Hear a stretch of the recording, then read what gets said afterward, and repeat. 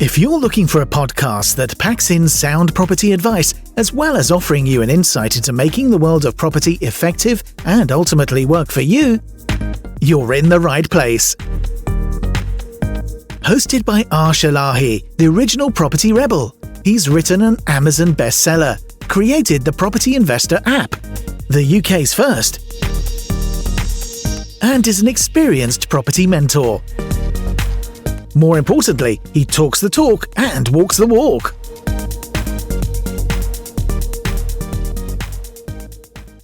Hi and welcome to another episode of The Property Rebel with your host Arsh. And in today's session we're going to be talking about the all-important topic of the budget 2021 and how this is affecting not only property investors but business owners and the general economy. So before we do that, I want to say a quick hello. Whether you're completely new to the podcast, I want to say welcome. If you're returning back to the podcast for more golden nuggets, I want to say thank you for your continued support. So let's get moving straight into it. So Rishi Sunak, the Chancellor of the Exchange, or the Chancellor of the Exchequer, shall we call, announced his budget of 2021. And it's fair to say that this was probably a budget like no other. And the reason why it's a budget like no other is because it's probably the first time in history that they've had to come out and try and put the country back together. And when I talk about this is I'm quite passionate about this. And the reason why I'm passionate about this budget in particular, because it actually showed that the government care. The government really care about the economy. They've really understood the damage that COVID-19 has caused to the economy, not only locally, but globally as well. And I'm going to quote a couple of things that Rishi said in his speech when he delivered the budget of 2021. He goes, coronavirus has fundamentally changed our way of life. Damage that COVID-19 has done to our economy is acute. He's quoted that over 700,000 people lost their jobs and it's going to take the country a long time to recover. But he has stated, but we will recover. And I thought that was quite powerful. And the reason why I thought it's quite powerful, because in every part of this budget, he tried to cover is that here's what's happened and here's how we're going to get through it.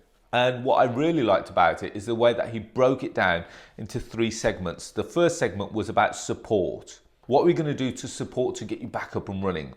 Next thing that he talked about is how we're going to fix the country's finances. And finally, he talked about beginning the work of building our future economy. So the way that I looked at this, and you can probably, depending on how you listen to this, I've got a book on Amazon called Boom, Bust and Back Again. And I kind of related this back to the title Boom, Bust and Back Again. So the boom was prior to COVID-19. Everything was fine. Everything was going well. Bust was COVID-19. Back again is now the recovery period. So I think we're about to go into the back again. So we've been through the boom, we've been through the bust, and we're back again to tell the tale. So let's have a look at the support. So segment number one, support. So first thing that he's doing, he's going to continue the furlough scheme and it's going to be extended up until the end of September 2021. Now, when I first heard this, I thought, okay, this is quite interesting because is it because we're possibly expecting almost like a fourth lockdown, or is this a way of literally trying to get employers to bring their members of staff back on and also get their businesses back up and running? Because you've got to think about it. When you look at other industries, not just the property industry, but industries that have had to close, like the bars, the nightclubs, the health, the beauty, the gyms, they've not been trading. You know, I spoke to a friend of mine and he hasn't traded for 7 months of the last year.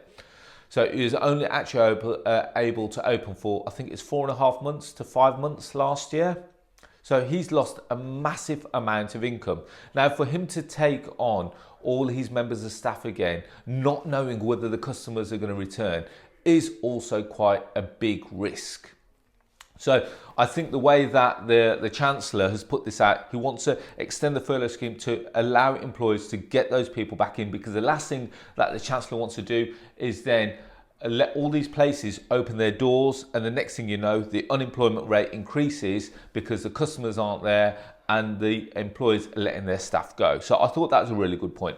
He's also allowed, and he's going to continue grants for the self-employed. So there's a real there's a real sense of help here. There's a real sense that he really wants to get the economy back up and running, and he's doing whatever he can to do that. And to be fair, when we look at the government and what they've done, whether you like him or loathe him, I actually think Boris Johnson, Rishi and the cabinet have actually done quite a good job. When I say that, I'm not, I don't mind saying it. I don't mind Boris Johnson. He may look like he's wet behind the ears, but he's been in a very difficult position. And when you have to think about which other Prime Minister would you have possibly had in this position? Now, really, in this scenario, we needed a Prime Minister that was going to support and keep helping us throughout the whole process. He could have done things differently. I'm sure everyone has their own opinion of what he could have done or what he couldn't have done. But I actually think that he kept it really balanced. And this really shows in the way that they've presented this budget, because it shows that it's a balanced budget. He wants it. He understands what's happened. He now needs to support and get us back up and running. And he's doing this by the additional supports that he's offering. It's showing that there's over how many billions of pounds have they had to pull out of the public purse? But naturally, this will have to be paid back, and we'll talk about this shortly. But he's pulled it out of the bag so that lots of businesses are still able to trade moving forward. He's then gone on to talk about universal credit. He's give people who are on benefits, universal credit, housing, local housing allowance, a housing benefit, an additional incentive of £20 per week uplift, and will be extended for further 6 months. There's other incentives for vulnerable and young people.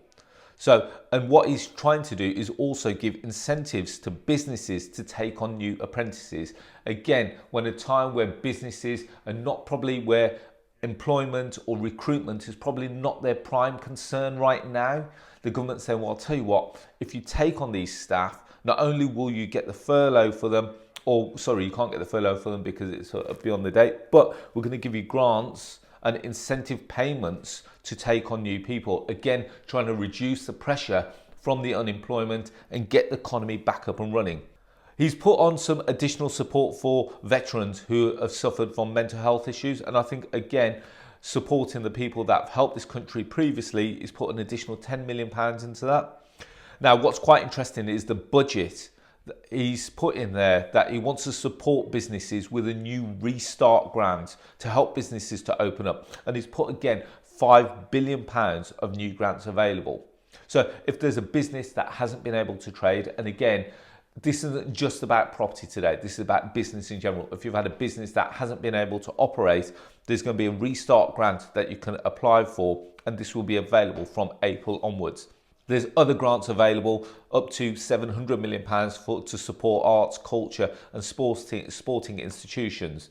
There's also a new recovery loan scheme which will be introduced to replace the bounce back loans. Then finally, as a hospitality industry, he's kept the 5% reduced rate of VAT, and that will be extended for 6 months up until 30th of September. So what he's doing is trying to keep all the costs low for all businesses. So he said, get started, but we're going to implement, or we're going to try and almost like put a cash injection into your business so that you can get up and running as quickly as possible. We're going to keep your costs low. We're going to keep moving forward. Now, one of the big talking points of the budget of 2021 is the stamp duty holiday. We've always talked about the stamp duty holiday, that obviously it was reduced to zero for properties up to £500,000, and that's been the case for the last 12 to 18 months. Now, he's decided to extend this stamp duty holiday. It was due to end on the 31st of March. It's now due to end on the 30th of June. Now, there was a worry that lots of people that had started buying their properties in, let's say, December 2020, January 21, February 21, they would miss the cut-off point of the 31st of March. And there was a talk of 100,000 property sales that would have been affected from that. Now, can you imagine the catastrophe of 100,000 deals or 100,000 property transactions falling through? And again, this is another way that they've said we'll keep uplifting the property market. We'll keep uplifting the property market. We're going to talk about a massive benefit from it as well. So the stamp duty holiday now ends on the 30th of June. There may be a tapered approach, extension of stamp duty until the 30th of September. But from the 1st of October, it then goes back to the previous stamp duty rates as what it was prior to COVID-19. Now, another big talking point for the property industry. The government has provided a mortgage guarantee to first-time buyers at 95% loan to value. Now, I'm going to give you an example here. Now, if the property purchase price is £100,000, previously a buyer would have got approximately 90% of that, which means that they would have had to put in a 10% deposit, which in this case is equivalent to £10,000. The government have now said to all banks, to the largest lenders, that they have to offer up to 95%, which means that now a home buyer can buy their property, the first time buyers can buy a property with only a 5% deposit. When I heard about this, I wasn't sure whether this was a good thing or a bad thing. It's a great thing for the property industry because it means that it's going to have almost like a massive flood of new buyers into the market. People who were previously outpriced can potentially now get involved. Now, the problem that we're going to have is that as a result of the influx of new buyers, naturally prices are going to rise, which then almost puts a bit of a stress on the affordability of these properties. So it's great saying that we're going to get 95%. And let's just give you an example. If a property previously was being valued at £200,000 and with the new influx of new interest, agents start to slightly increase the values of the property. So saying to the owner, instead of it now being 200, you may be able to get 210. So instantly it's increased the property value, which is going to have an effect on everyone. Now, as a result of that increase, that means that they're now going to get 95% of the 210,000, which means that their costs are going to go up. Their mortgage costs are going to go up. Now, at a point where wages aren't really increasing, can they really afford the increase? Yes, they're borrowing more money, and as a result of borrowing more money, it means that their mortgage payments are going to be higher. So we've got to look at the affordability route. Will they still pass the stress test of affordability? That is a question to be heard and seen over the next few weeks, and also definitely to be answered over the next few weeks and months. But it's a phenomenal step in the property industry. Now, if you're selling properties, if you're an estate agent, you will definitely have welcomed that news, because if they can get more of lending, it means that it's going to open it out to more buyers. More buyers means that there's more activity. More activity means that the property values the property activity will increase, and there's not going to be a bust just yet. I've said this over multiple podcasts throughout COVID-19. This is a money tap.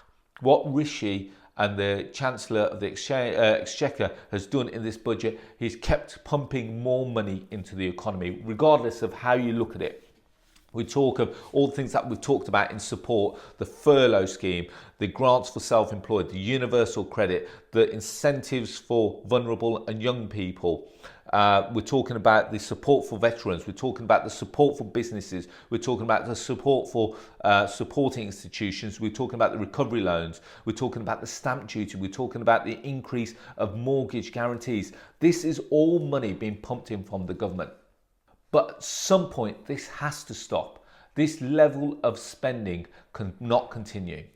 So although they say all good things that go up must come down. So I'm not saying that is going to be a bust yet, but when they start to taper these off, we will see a negative effect. It has to be a negative effect. Now, let's go into stage 2, fixing the country's finances. He did mention it's going to take decades to pay back the borrowing of COVID-19 support measures, all the things that we talked about. The government is currently borrowing 17% of the national income, and where they're literally, the interest rates, as you have a look at it right now, almost like on the brink of negative. So money in the bank is kind of pointless right now. You'd rather be putting your money to better uses. So the first thing that they want to do also, two things that the government is looking to do is fix the public finances. The first thing that they want to do is also freeze personal tax thresholds, but they will be increased over the next year. There's lots of things that they're looking at. In April 2023, the rate of corporation tax will also increase to 25%. Now, that seems like a lot, but when you think about it, they're only going for businesses that are making in excess of £250,000 plus profits per annum. So when they've calculated it, it will be approximately 10% of the companies will pay the full high rate. And these decisions are what they considered honest. He's now also announcing a super deduction, a tax break for firms that invest back into their businesses. So as part of fixing the finances, what he's trying to say is that, guys, if you're making money, instead of actually drawing it out, if you're prepared to invest it back into your business, he's going to allow to reduce their tax bill by up to 130% of what they spend on the investments. So again, he's looking at pumping. Not only has he spent the money on the support, he's now looking to pump it back into the government as well. So he's also put other things in there, like he's planned to increase the duties to tax. To the planned increases for duties on alcohol were frozen, and the planned increase on fuel duty has also been cancelled. So again, helping the country to get moving forward. And then finally, we talk about the future of the economy. We need a commitment to grow and give every business the opportunity to grow. Whether they be large or small, the chance to innovate and grow is the message from the Chancellor. And one of the things that I thought was quite powerful, he says, we lay the foundations today for the future of the economy. So what he wants to do by growing and helping the economy, he goes, help to grow will provide training for businesses, help to grow digital will assist small businesses with online activity. And he wants to push more people onto online activity. So I think that's the biggest thing. And one thing that he is also trying to do as part of the future of the economy, although we're no longer in the EU, he's also talking about a new visa to attract people with skills back into our country. So the guys that were worried about Brexit and have now potentially fled back to their home country, they're now saying that, we can try and get you back in so that you can try and help us build our economy back up and make us what we would consider Great Britain again by getting you back into the country.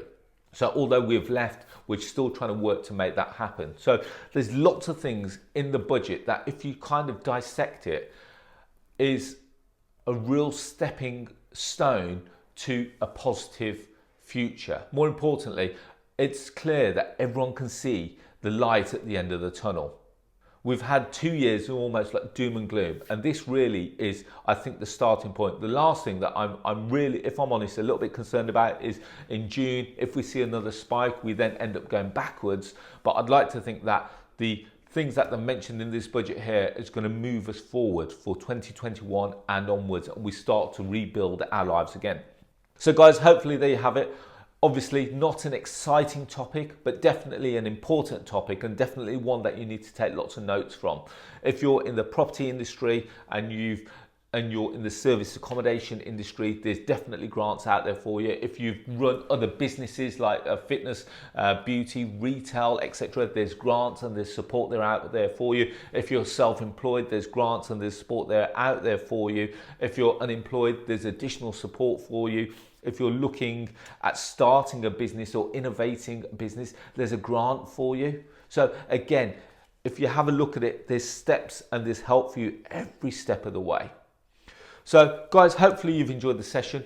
As always, I'm going to say, if you want to connect with me, you can connect with me on social media. You can find me on Facebook, LinkedIn, Instagram, Twitter, and Clubhouse. And as always, I've got a YouTube channel which I pump new content out to every Thursday at 4 p.m. If you like free content, please feel free to go and find me on YouTube by searching Arsh. Please feel free to like and subscribe to the channel. And then finally, have you downloaded the Property Investor app? It's the UK's first property investment platform. Now, the news of the Chancellor was music to my ears, because naturally, if we've got deals and we've got people looking to buy, and the property industry is not going negative, it's only a positive for the platform. Now, the reason why I mentioned the Property Investor app, like I said, it's the UK's first property investment platform, which showcases all kinds of deals all over the country. Whether you're looking for a below market value deal, rent to rent deal, lease option deal, service accommodation deal, we've got them all there. All you have to do is go to our website, which is propertyinvestorapp.co.uk, or if you want to, you can go to the App Store on your smartphone and type in Property Investor, and you will have all these deals in the palm of your hand. It takes approximately 2 minutes to register, and you'll see them all there. It's completely free for you to do that. So guys, on that note, I wish you all, as always, to be safe, well and happy, but more importantly, remain optimistic for the future. I think we've got a lot going ahead for us, and I wish you all to be safe, well, and I'll speak to you all very soon. Thank you and bye-bye. The large majority of people make a positive change if they take immediate action. So act now. Download the Property Investor app and join Arsh on his social media channels to excel your property journey.